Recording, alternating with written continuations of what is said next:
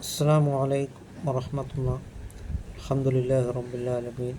വസ്സലാത്തു വസ്സലാമു അലാ അശ്റഫിൽ മുർസലീൻ വഅലാ ആലിഹി വസഹ്ബിഹി വസല്ലം. ഇന്നദ്ദീന ഇൻദല്ലാഹിൽ ഇസ്ലാം. അള്ളാഹുവിൻ്റെ അടുക്കൽ സ്വീകാര്യപ്രദമായ മതം വിശുദ്ധമായ ഇസ്ലാം മാത്രമാണ്. വിശുദ്ധമായ ഇസ്ലാം മാത്രമാണ് മതമായിട്ടുള്ളത്. അദ്ദീനു യുസുറിൻ, ദീൻ എന്നുള്ളത് എളുപ്പമുള്ളതാണ്. യാത്രക്കാരന് അവൻ്റെ ഇളവോടുകൂടി നിസ്കരിക്കുവാൻ വിശുദ്ധമായ ഇസ്ലാം അനുവദിക്കുന്നുണ്ട്. ജംഉം കസറുമായി നിസ്കരിക്കുവാൻ വിശുദ്ധമായ ഇസ്ലാം പഠിപ്പിക്കുന്നു. അതുകൊണ്ട് വിശുദ്ധമായ ഇസ്ലാം പഠിപ്പിച്ചതായ രൂപത്തിൽ നാം ജീവിക്കുവാൻ നാം ശ്രമിക്കുക. അങ്ങനെ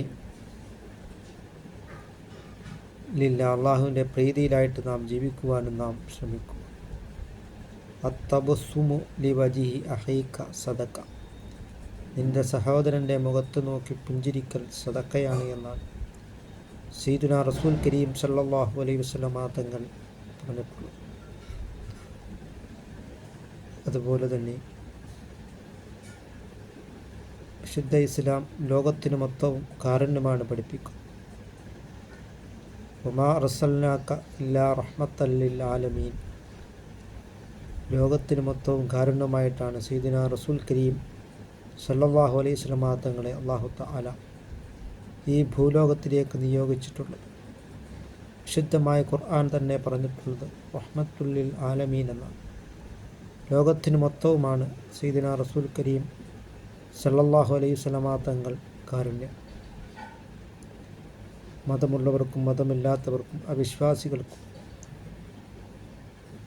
ലോകത്തിന് മൊത്തമാണ് സയ്യിദുനാ റസൂൽ കരീം സല്ലല്ലാഹു അലൈഹി വസല്ലമ തങ്ങൾ കാരുണ്യം.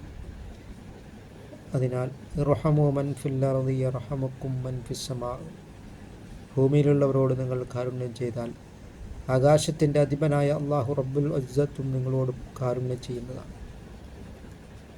അള്ളാഹുവിൻ്റെ കാരുണ്യം ലഭിക്കുന്നവരുടെ കൂട്ടത്തിൽ അല്ലാഹു തആല നമ്മളെ ഉൾപ്പെടുത്തുകയും ചെയ്യുമാറാകട്ടെ.